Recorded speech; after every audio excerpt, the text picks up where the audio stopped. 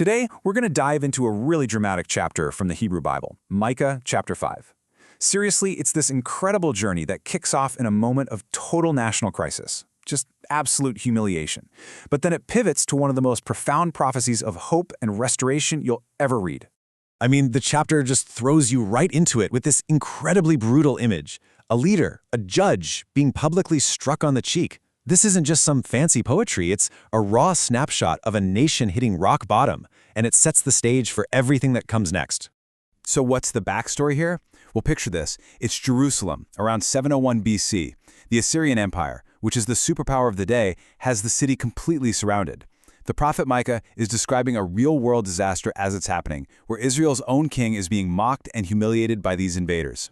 So this first part of the chapter really digs into the depths of that despair. The nation is on its knees, and their whole reaction is kind of summed up in this one fascinating and pretty debated phrase. Yeah, you can really feel the desperation in this translation debate. Does the original Hebrew mean muster your troops, a hopeless last-ditch call to fight? Or does it mean gash yourself, which is an act of deep mourning for a defeat that's already a done deal? Honestly, either way you read it, the picture is just bleak. It's a total losing proposition. And then, right when the darkness seems absolute, the prophecy pivots, just completely shifts gears. Out of the shadow of this besieged capital comes this electrifying, totally unexpected promise of a new ruler, from a place nobody was looking at. And here it is. This is one of the most famous messianic prophecies, and it's built on this amazing contrast. You have Jerusalem, the great capital city, being humiliated. But the hope is going to come from Bethlehem, a town so tiny it was barely even on the map, not even considered a major clan of Judah. So that just begs the question, right? Why Bethlehem? Of all places, why would God choose a town that seems so unimportant to bring forth Israel's greatest king? Well, the answer goes way back in Israel's history. Bethlehem was the hometown of their greatest king, King David. And just like Bethlehem was small, David himself was the youngest, the least likely of his whole family.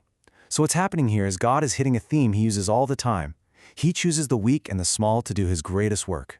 It's like another David and Goliath moment.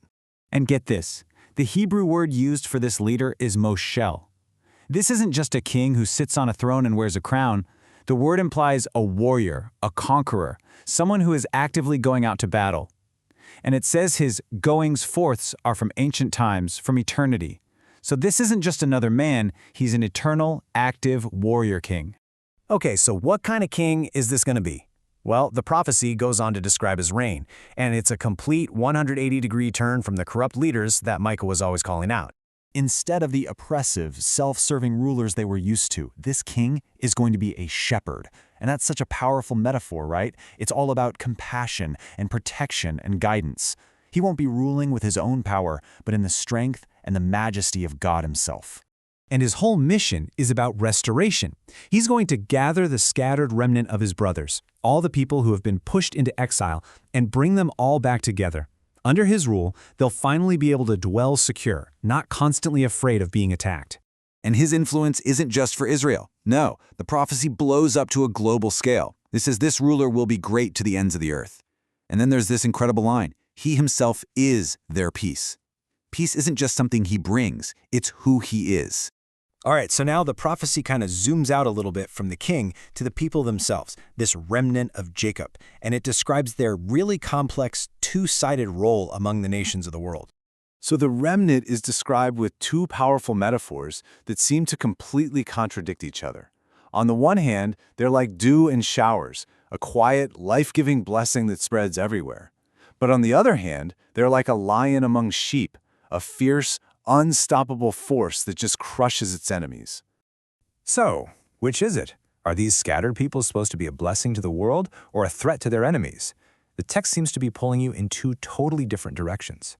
Well, what the prophecy seems to be suggesting is actually a progression. It's both. While they're scattered among the nations, they can be a source of life and blessing. But the ultimate promise is that, with their shepherd king leading them, they will rise up like that lion and get total victory over everyone who oppressed them. And all of this builds to the chapter's really powerful conclusion, which gets into God's final plan to purify his people and, at the same time, bring judgment on the nations. So God says he will cut off several things from Israel. But pay attention to what they are. their war horses and chariots, their sorcery and fortune-telling, and all their idols. He's basically going down the list and systematically removing every false source of security they've ever put their trust in.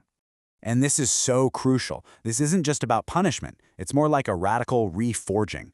God is getting to the root of the problem, their misplaced faith, to create a nation that relies on absolutely nothing and no one but Him.